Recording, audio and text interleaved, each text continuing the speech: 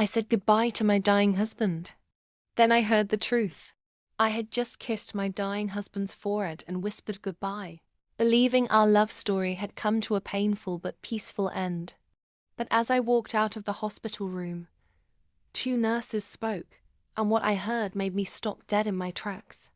My world didn't just shatter, it erupted in fire. After 42 years of marriage, I thought I knew everything about Daniel. He was kind, faithful, and always made me feel safe. So when cancer took hold, I stayed by his side. Every chemo, every sleepless night, every tear, I was there. On that morning, I knew it was time.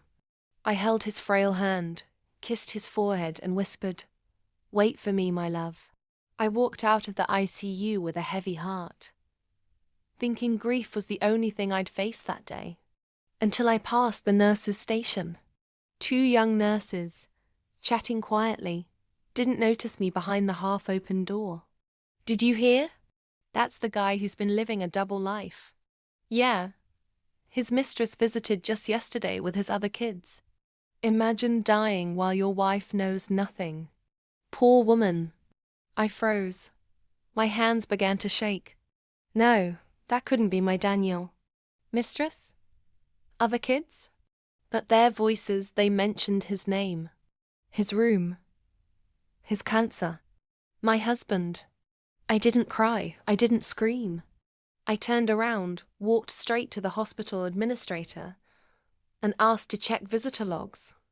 One name stood out, a woman I'd never heard of, listed as family. And that's when I unraveled the truth. Daniel had another life. For over 20 years, he maintained an affair with a woman in Portland, just 3 hours from our home in Seattle. 2 teenage boys carried his name. The trust fund I thought we built together split secretly 4 ways. I was just the face of the legal wife, the backup plan. So I did what any scorned wife with a sharp brain and a legal power of attorney would do. I cancelled the funeral. I froze every joint account.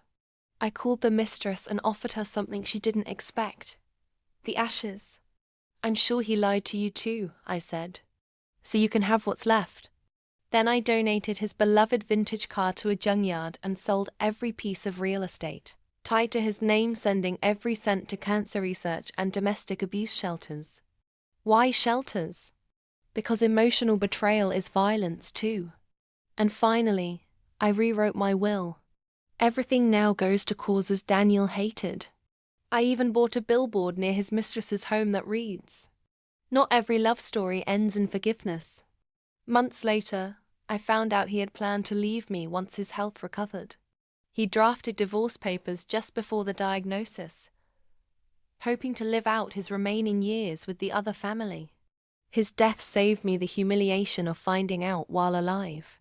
Want more stories where karma doesn't just knock, it kicks down the door?